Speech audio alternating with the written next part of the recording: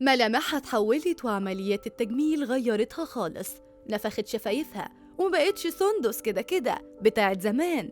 الزهر لعب معاها والفلوس كترت في ايديها والشهرة غيرتها، فكان لازم أول حاجة تعملها تمحي سندس القديمة خالص. وبعد ما كانت ملامحها بسيطة ورقيقة ومناسبة لسنها، كبرت سنين على سنها. فازاي عملت كده؟ وليه غيرت شكلها كده؟ الشهرة والفلوس غيروها. ليه سندس اختفت عن الساحة بقالها فترة كبيرة؟ مش هتصدق كانت بتعمل ايه؟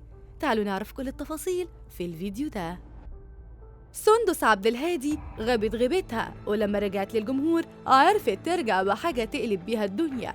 فيا ترى ايه الحكاية؟ بيقولوا الفلوس بتغير النفوس، وفعلا غيرت سندس كده وخلاص قررت بعد اختفائها انها ترجع ويبقى شكلها زي المشاهير. عملت عمليات تجميل. ايوه، سندس عبد الهادي عملت عمليات تجميل. نفخت خدودها وشفايفها، لبست عدسات لونها ازرق، وشعرها مش شعرها اللي كلنا عارفينه. شكلها اتحول والكل استغرب. اتعرضت للهجوم والانتقادات، وما بقاش حد بيتكلم إلا عن سندس وعمايلها. وده اللي هي كانت عايزاه، إنها لما ترجع تلفت الانتباه وترجع تسيطر على الترند زي زمان. سندس في كل صورها بتحاول تخلي شكلها زي أنجلينا جولي، لكن الموضوع اتقلب وملامحها باظت خالص.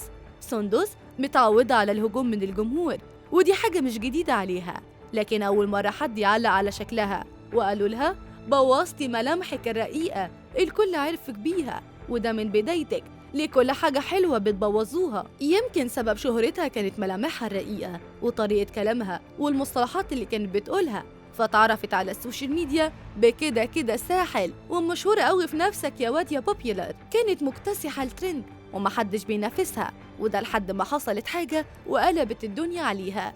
وده لما اتخانقت مع صاحبتها، ويقال إنها بنت خالتها. قالت لها إن انتي بتقلديني، ونشرت ليها فيديو كشفت سندس على حقيقتها، والجمهور قال دي طلعت من شبرا. قالت إنها بتمثل على الجمهور ومش بتظهر بشخصيتها الحقيقية، وإنها بتقلدها في كل حاجة، وكل ده علشان تكسب الجمهور.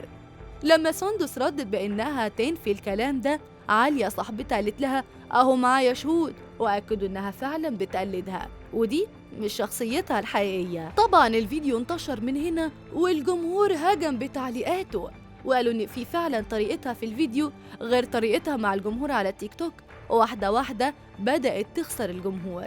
علشان كده سندس لما اختفت عن الساحة فكرت ترجع ازاي وتقلب الدنيا والكل يتكلم عليها، فغيرت شكلها كده علشان تضمن رجوعها للترند وتكتسحه بجدارة. الحقيقة طول فترة غيابها وهي بتحاول ترجع لكن بتفشل، وقالت تعلم الناس يتكلموا انجليزي ازاي.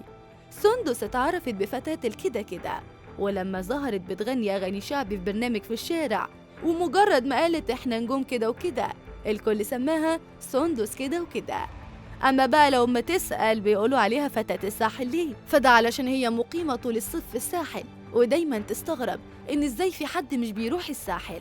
ومن بعدها طاقة القدر اتفتحت لها واتشهرت واتعرفت أكتر وإعلانات بقى، والموضوع كبر معاها وظهرت مع الإعلامية ريهام سعيد في برنامج صبايا الخير. سندس قالت إنها مستعدة تعمل أي حاجة الجمهور عايزها منها، لو عايزها تمثل، ليه لأ؟ خاصة إنه فعلا اتعرض عليها أدوار، بس هي علشان مهملة في موعدها ما راحتش الكاستنج. كمان قالت إن والدها طيار متقاعد وأمها بتكتب شعر وكانت ممثلة قبل كده، عندها 6 إخوات وهي الصغيرة آخر العنقود. سندس اتعرضت في الفترة الأخيرة لشائعات كتير زي ارتباطها بالبلوجر شادي سرور، ولكن هي نفت ده وقالت كنا بنلعب والحكم إني أمثل مشهد رومانسي مش أكتر. تفتكروا سندس غيرت في نفسها علشان ترجع الدنيا تتقلب عليها من تاني ووحشها الترند وإن كتر الفلوس يعمل أكتر من كده؟ شاركوني برأيكم في التعليقات.